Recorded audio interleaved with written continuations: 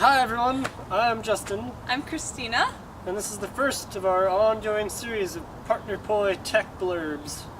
Some of you may have seen our tech blog that we made back in January or so. That video was basically just a big compilation of everything that we've been working on for the past year or so. And it was very much in presentation format, just putting it all out there so people could see what we'd been doing, maybe get ideas. But there wasn't really much explanation, or we didn't really go into the theory behind any of the things that we did there.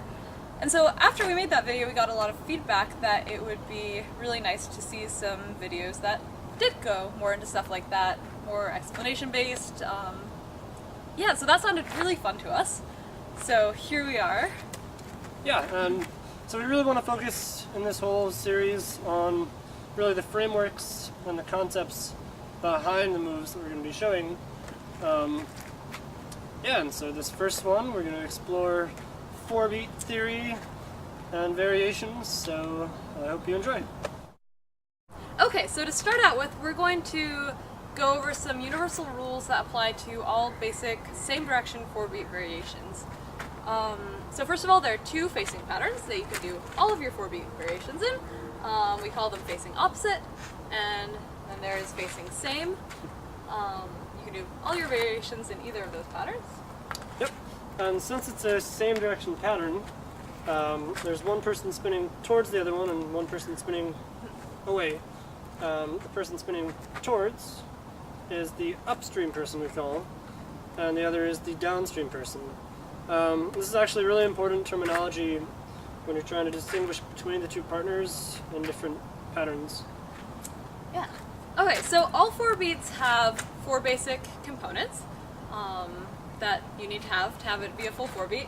There is the cross from one side to the other, an unwind on that side, a cross back to the first side, and an unwind on that side. Now you can have the crosses in 2 different positions. You can have them across the bottom or across the top, and you can have them moving in either direction. Now you can put those together in all different combinations to make different 4-beat variations, but you have to have all 4 of those parts, cross, wind, in order to have it be a full 4-beat. Now there's also a very neat universal rule about the crosses that can really help keep in mind what to do. So as long as you're crossing under the bottom, it will always be the upstream person who actually does the push across, no matter which direction, no matter whatever. And as long as you're pushing over top, it's the downstream person pushing in either way.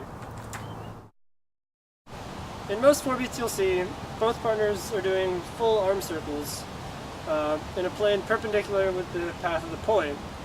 So this means this is a forward 4-beat because I'm doing a forward arm circle, but that means we can also do a reverse 4-beat going the other direction. So right now, since we're both facing the same direction, it's very clear that this is a reverse arm circle, making it a reverse 4-beat. But since you can do your 4-beats facing opposites like this, things get a little bit more complicated. Since right now, from my perspective, my arm is moving in a reverse circle, but from Justin's perspective, as the downstream person, it's moving in a forward circle. So to keep things nice and simple, and also to keep forward aligned with easier, since this is the 4-beat that most people start with, we define the directionality of the 4-beat based on the downstream person's perspective. So no matter which direction I'm facing, as long as the downstream person has the perspective of it being a forward circle, this is a forward circle from his perspective, so that makes it a forward 4-beat. If he changes sides, even though my arm doesn't change at all, it is now a reverse circle since his perspective has switched. So these forward and reverse 4-beats make up what we call circular 4-beats. But there's actually a whole other class of 4-beats what we call stationary, where instead of going in full circles like forward and reverse, you stay either on the bottom or the top of your bodies. So there's bottom only 4-beat, which looks like this. This is done by actually changing the direction of the 4-beat that you're moving in every time your arms unwind after crossing the bottom, either in the front here or back there. So if you recall the rule about the upstream person always pushing on the bottom, you can see here that that is true no matter which direction you are pushing in. So it is always me who is pushing my partner's arm across, both to the front and the back. And so in the same way, you can also go over top, like this. And similarly, it's now the downstream person who's pushing from that way and from this way every time. So those two variations, in combination with the two circular variations, together make up the 4 basic types of same direction 4-beat.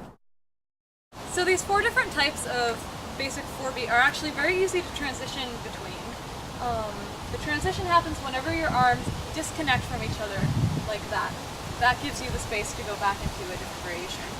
So that disconnect from your partner's arm is actually a really crucial moment in 4-beats that is important to pay attention to, because it makes room for a whole lot of different types of variations that you can throw in. At that moment in time where your arms have completely disconnected, there's actually no information inherent in the pattern at that point in time except for the direction that you're spinning and your position front or back.